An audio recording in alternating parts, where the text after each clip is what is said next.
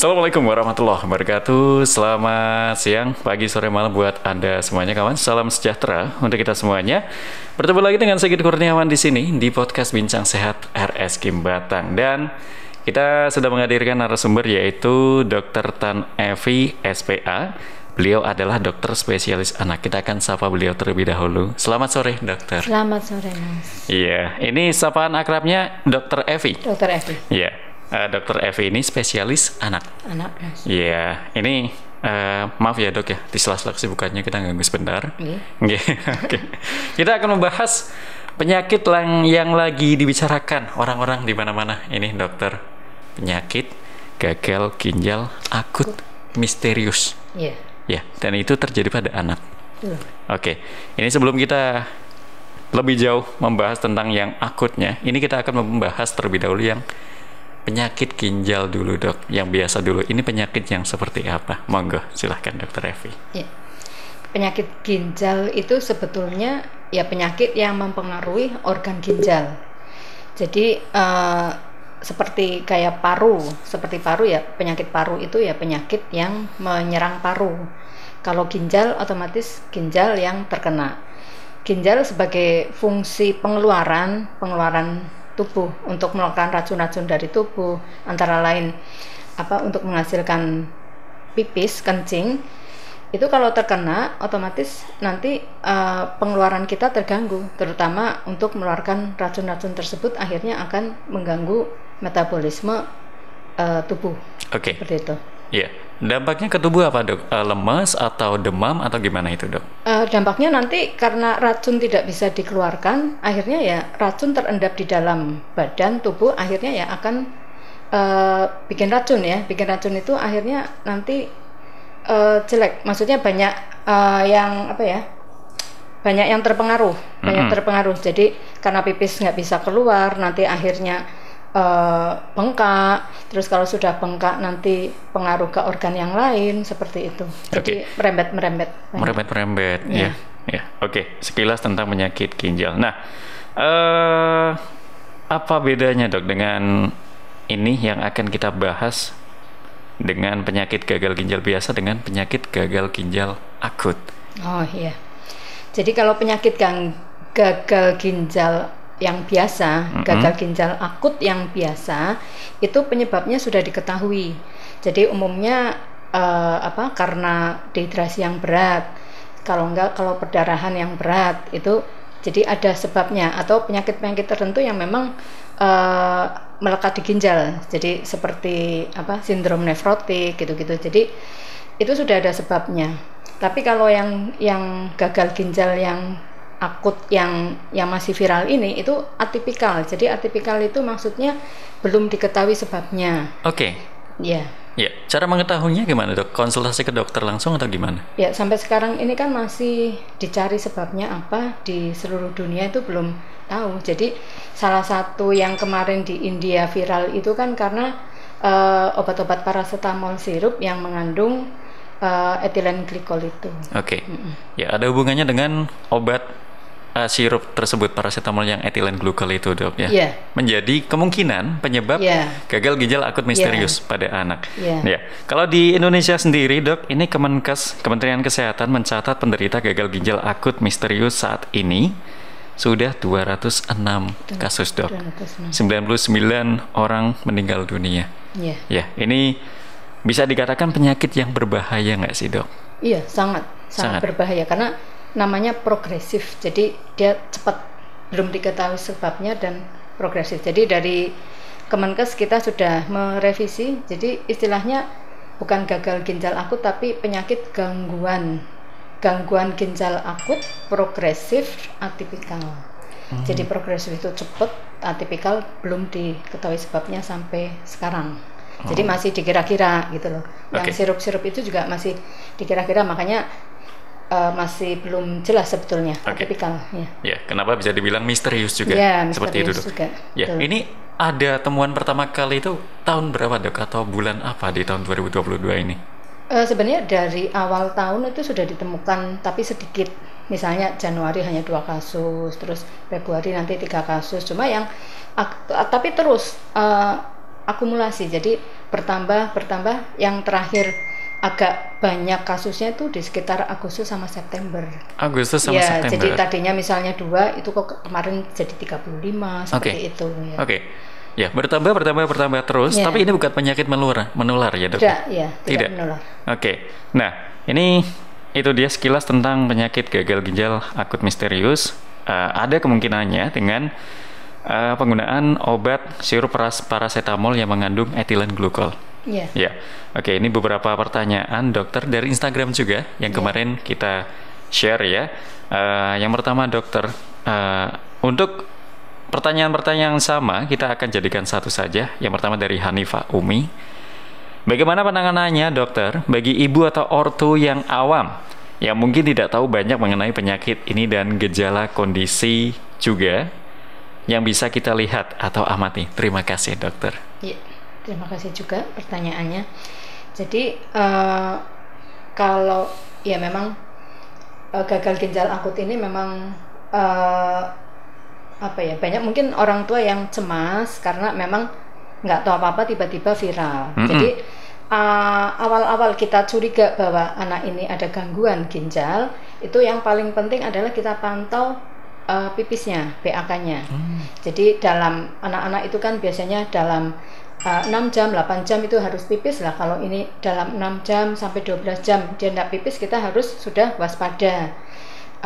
Barangkali ada gangguan ginjal tersebut. Oke. Ya. Kalau warna dari pipis tersebut berpengaruh? Ya.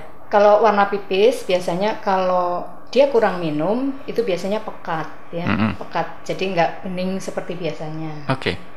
Ya, itu salah satunya kurang cairan juga. Ya, kurang cairan juga. Oke. Gejalanya sering kalau bukan gejala ya, pencegahannya ya dok ya, berarti yang paling gampang kalau misal anak haus langsung dikasih minum. Ya, seperti itu. Ya.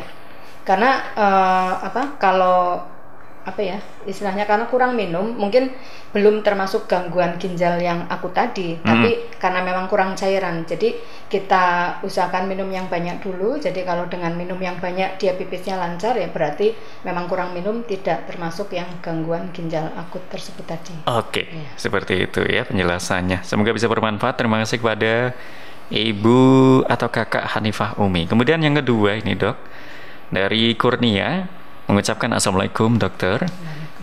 Izin bertanya, adakah kolerasi antara gagal ginjal akut dengan anak yang pernah terkontaminasi COVID-19?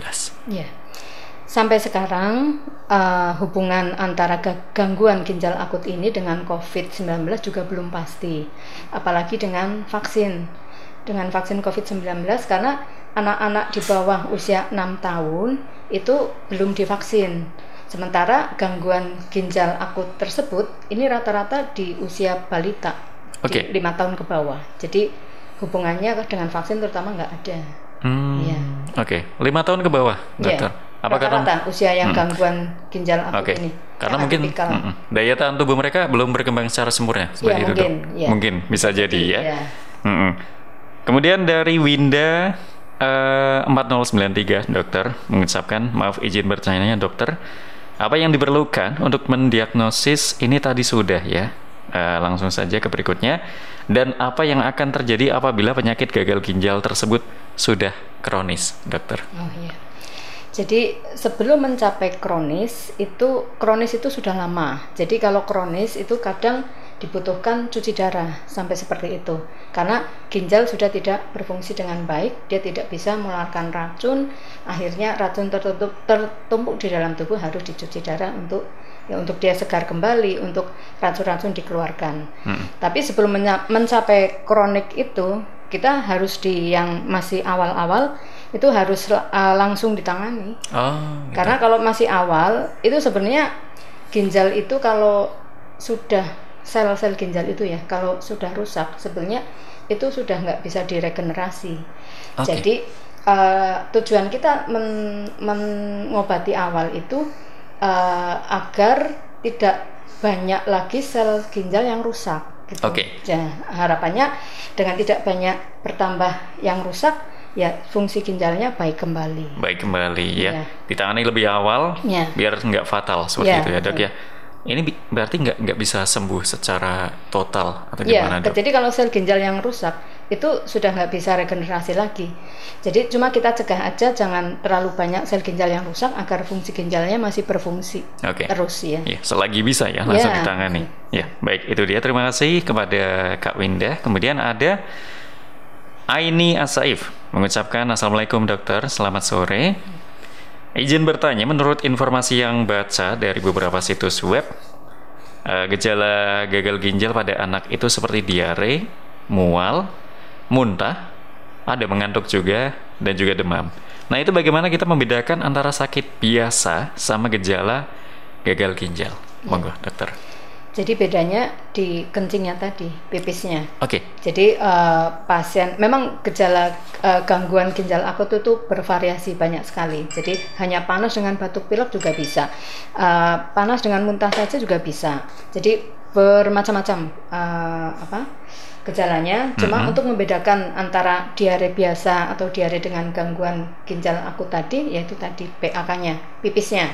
Jadi kalau pipisnya kurang, kita harus waspada ke gangguan ginjal akut yang atipikal tadi. Oke. Dari sekiranya mudah ya dok ya untuk menganalisa dari pipis dari anak-anak kita. Seperti itu. Semoga bisa bermanfaat jawaban dari Bu Dokter untuk Kak Aini Asaif Official. Kemudian ada Ti Yuniarti, ini dok, mengucapkan Assalamualaikum dokter. Jika konsumsi, ini ada kaitannya ini dengan obat paracetamol sirup dokter. Jika konsumsi PCT sirup diberhentikan untuk sementara, ada kemungkinannya ya dengan penyakit gagal ginjal tadi. Apakah boleh bayi diresepkan paracetamol tablet untuk diracik sesuai dosis untuk dikonsumsi bayi?